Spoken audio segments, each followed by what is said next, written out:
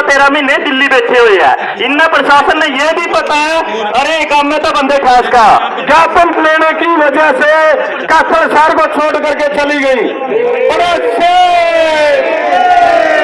शिक्षकों का ज्ञापन लेने वाली सरकार मुर्दाबाद मुर्दाबाद मुर्दाबाद।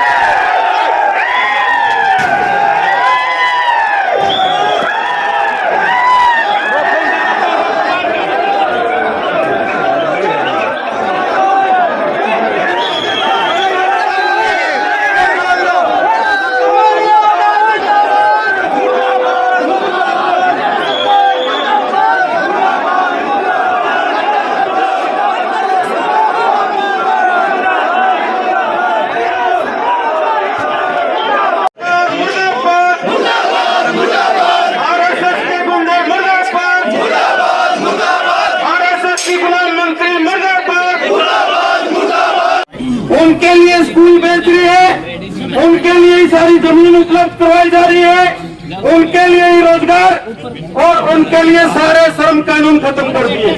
उनके लिए किसानों के लिए काले कानून इसलिए लाए गए ताकि जमीन जो है अडानी अंबानी के कब्जे में आ जाए। श्रम कानून भी इसलिए बदल दिए गए ताकि उनके ऊपर अडानी अंबानी के ऊपर वो मनमर्जी करे, मजदूरों के ऊपर उनके ऊपर कोई कार्रवाई नहीं हो उसके। साथियों, ये देशद्रोही काम है क्योंकि संविधान की अवहेलना करना, बिना चर्चा के, बिना विश्लेषण के कानून पारित करना सरकार को हक नहीं है। और मुझे लगता है साथियों, ये जनता सहन नहीं करेगी।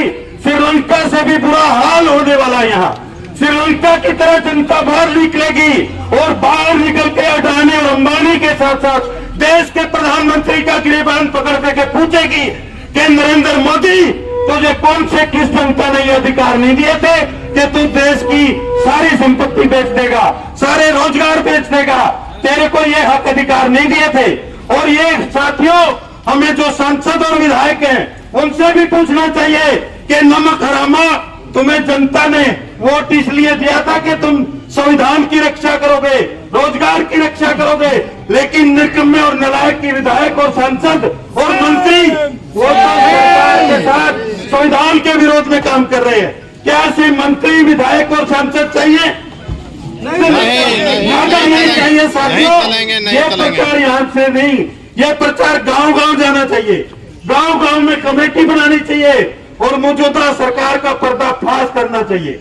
ये सरकार देशद्रोही सरकार है क्योंकि संविधान के दायरे में ये काम नहीं करती और जनता के नियंत्रण में ये नहीं, जनता के हित की बात नहीं करती और जनता के लिए भले के लिए कोई कानून नहीं बनाती, उसके विरोध में कानून बना रही है।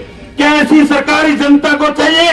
नहीं चाहिए। तो पूरी जनता को इसके खिलाफ विद्रोह करना पड़ेगा क्योंकि लोकतंत्र और संविधान अगर बचाना चाहते हो, जनता के रोजगार बचाना चाहते हो, तमाम पुलिस कर्मचारियों को भी बगावत करनी पड़ेगी देश हित में।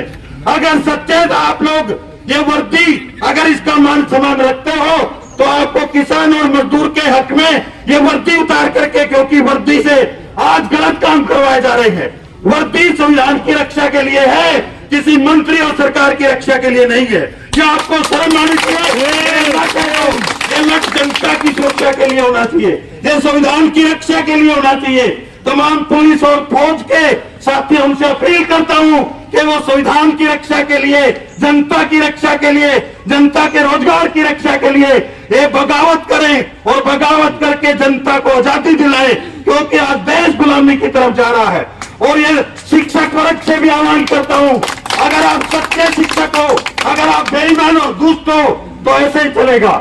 अब मैं समझता हूं कि शिक्षक वर्ग को एक बड़ी भूमिका निभानी चाहिए थी, जो शिक्षक वर्ग ने बड़ी भूमिका नहीं निभाई।